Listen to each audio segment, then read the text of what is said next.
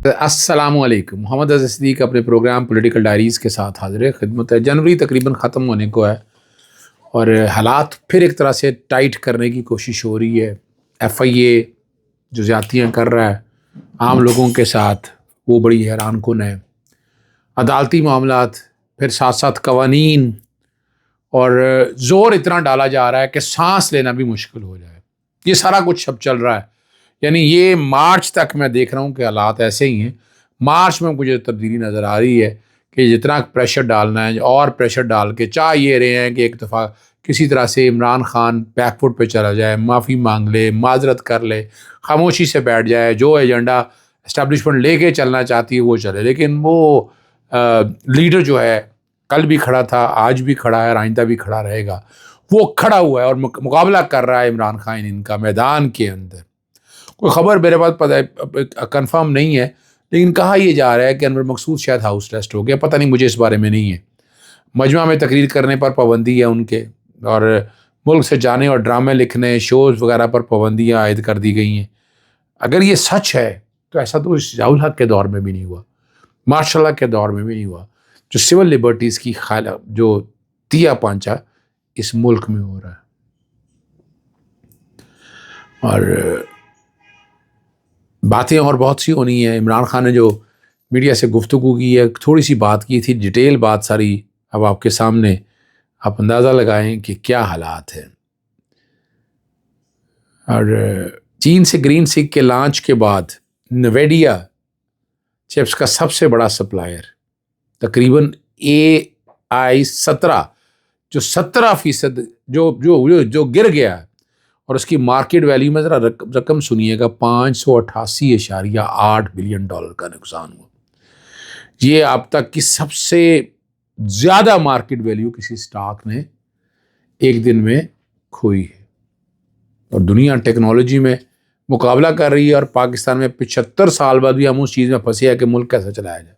وہ دیکھ رہے ہیں نا، میڈیا کو کیسے کنٹرول کرنا ہے، آزادی ظاہر رائے پہ بین کیسے کرنا ہے، VPN کیسے بلاک کرنا ہے، انٹرنیٹ کیسے سلو کرنا ہے، فائر وال کیسے لگانی ہے، ججز کو کیسے قابو میں لانا ہے، عدت کے مقدمات میں کیسے سلجھانے ہیں، لوگوں کو اغوا کیسے کرنا ہے، کس طرح تکلیف دینی ہے، موبائل فون کیسے گھروں میں کیسے گھسنا ہے، کس طرح نقاب چڑھانے ہیں، کس طرح بختر بند گاڑیوں بند کرنا ہے، کس طرح جیلوں میں ڈالنا ہے، کس طرح جیلوں میں کنٹرول کرنا ہے. یہ معاملہ تو اب بھی چل رہا ہے، اور ہم کہہ رہے ہیں ہم ترقی کر رہے ہیں. پتہ نہیں کون سی ترقی کر رہے ہیں. یہ کوئی ترقی ہے اس ملک کی، اور اللہ کرے کہ یہ ملک آگے بڑھے، لیکن نظر نہیں آ رہا جو حالات اس وقت چل رہے ہیں.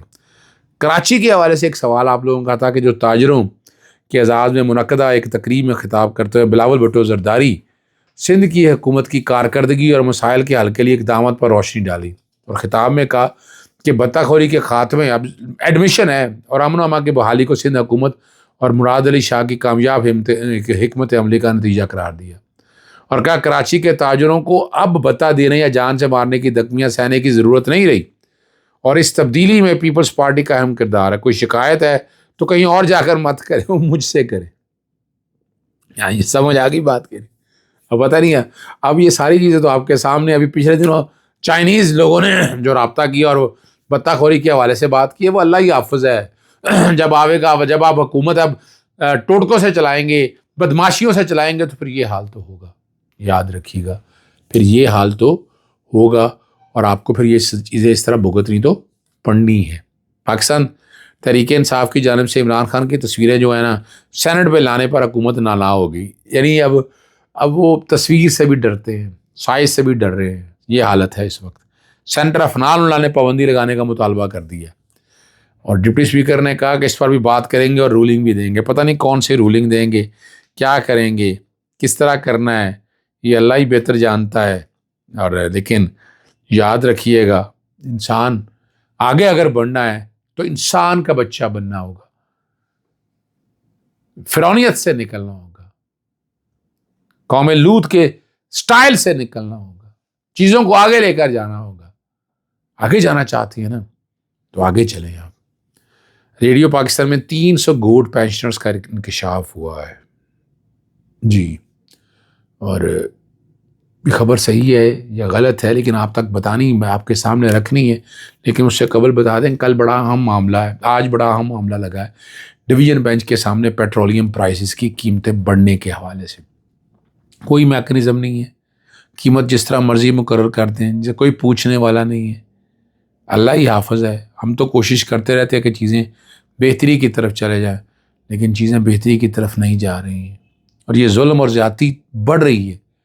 یعنی کوئی میکنزم نہیں ہے، پلیٹ کیا، قیمت کس طرح بناتے ہیں، کس طرح طے کرتے ہیں، نہ اوگرا کا پتہ ہے نہ کسی اور کو پتہ ہے، بس یہ ظلم ہو رہا ہے اور یہ ہم برداشت کرتے آ رہے ہیں۔ پاکستان کے اندر لا قانونیت کتنی بڑھ چکی ہے آپ یوں دے سکتے ہیں نا۔ ابھی میں آپ کے سامنے جو بات رکھنا ہوں کہ 300 گوڈ پینشنر کا انکشاف ہوا، ڈی جی ریڈیو کے مطابق 3800 پینشنر میں سے 300 گوڈ پینشنر تھے، اور نشاندہی کر کے ایف آئی اے کو کیس بھجوا دیا۔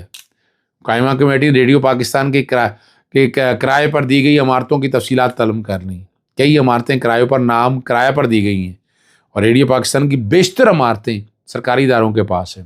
ٹی وی چینل کے ذمہ پیمرا کے واجبات کی ادائیگی کیوں نہیں ہو رہی؟ اور وزیر اطلاعات نے کہا کہ حال ہی میں براڈ کاسٹر ایسوسی ایشن سے واجبات پر میٹنگ ہوئی، بہت جلد واجبات کا مطالبہ حل ہو جائے گا۔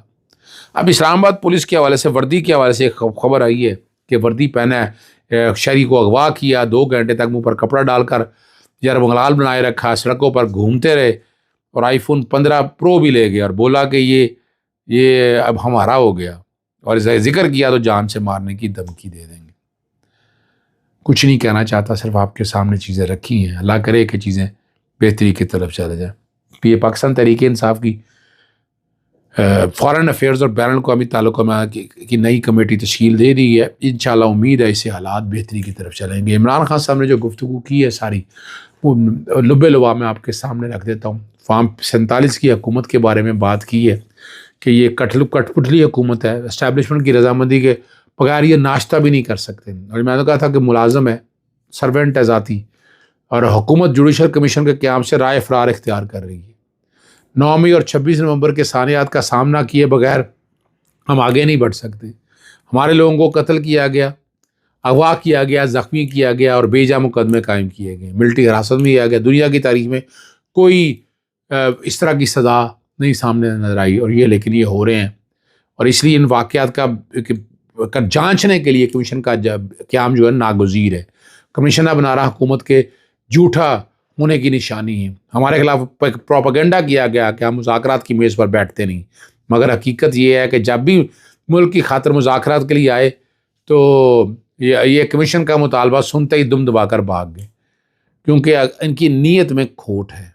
عمران خان صاحب نے کہا میرے خلاف جھوٹے مقدمے بنائے گئے، پراسیکیوشن کو 50 کروڑ کی رقم ادا کی گئی، اور اس کے علاوہ ججز اور وکلا حکومت کا پیسہ لگتا ہے، یہ سب پیسہ عوام کا ہے، خون پسینے کی کمائی ہے، ٹیکس کی صورت میں بھرتی کرتے ہیں، ٹھیک ہے نا جی۔ اور ساتھ انہوں نے بتا دیا کہ 18 لوگ کے قریب جو ملک چھوڑ کر لوگ چلے گئے ہیں، یہ سب المیہ ہے، بے روزگاری بڑھ چکی ہوئی ہے، اور پاکستان کی تمام ایجنسیاں تحریک انصاف کو کچلنے پر لگی ہوئی ہیں، مینڈیٹ پر ٹھپا مارا گیا، اور ملک میں دہشت گردی کا خاتمہ جو ہے وہ نہ ہو سکا، ٹھیک ہے نا جی۔ اور چیئرمین نیب جو موجودہ ہیں، اور جج ناصر حسین کی کارکردگی سپریم کورٹ کے سامنے کے خلاف جو ہے معاملے کا قانونی چارہ گوئی کا رکھ رہا ہوں۔ نیب کا مقصد پاکستان کا پیسہ لوٹنا نگلوانا ہے کہ سیاسی انتقام کی غرض سے اسٹیبلشمنٹ کا اعلی کار بننا ہے۔ ہائی کورٹ کے جج کی تقرری کا خاص طور پر راجہ منہاس کا ذکر کیا، تو شاخانہ 2 کی اپیل کا کیس تھا، جس پر انہوں نے کہا مجھے شدید تحفظات تھے، جس کی وجوہ ہے سب سے پہلے تو راشد منہاس کا بھائی 9 مئی کے مقدمے میں پروسیکیوٹر اور جی ایچ کیو حملہ کا، اس میں میرے خلاف وکیل اور پروسیکیوٹر ہے۔ احمد منہاس ایک ایسی 26ویں آئینی ترمیم کے باعث جج بنے ہیں جس ترمیم کو ہم سرے سے ہی نہیں مانتے، سب کو پتہ ہے، نامکمل اور جعلی پارلیمان کی طرف سے منظور کی گئی، یہ غیر آئینی اور غیر قانونی ترمیم ہے۔ یعنی یہ ساری باتیں، اور القادر کے بارے میں کہ سارا جھوٹ ثابت ہو گیا، اور پیسے جو ہے نا سپریم کورٹ کے اکاؤنٹ میں آئے، لندن کی عدالت میں فیصلہ لکھا ہے کہ یہ کوئی منی لانڈرنگ نہیں تھی، نہ ثابت ہو سکی، پیسہ عوام کو آ چکا ہے، اور ڈیٹ دی ہے 21 اپریل 2020 کو القادر کے نیب نے ایک انکوائری بند کی تھی، اور یہ ساری باتیں جو ہے نا عمران خان صاحب یہ بتا چکے ہیں۔ حقائق بھی بتا چکے ہیں سارے، اور تحریک انصاف کو کچلنے کے لیے جو وہ حالت کیے جا رہے ہیں وہ ساری باتیں بتائیں گی۔ خیبر پختونخوا حکومت کی مثالی قائم کی ہے، کارکردگی سامنے ہے، واحد صوبہ جو خسارے میں نہیں، سرپلس میں، اور ملک کا 1100 روپے کا ریونیو جو تھا نا وہ آنا تھا نیب سے، واپس آنا تھا، ترمیم کے ذریعے دبو دیا گیا۔ اور یہ اگر آتا، اور حقیقی آزادی کی بات کی عمران خان نے، عمران خان باتیں اب ساری اب دیکھیں ہم جیل میں بیٹھ کر بھی یہ باتیں کرتے ہیں۔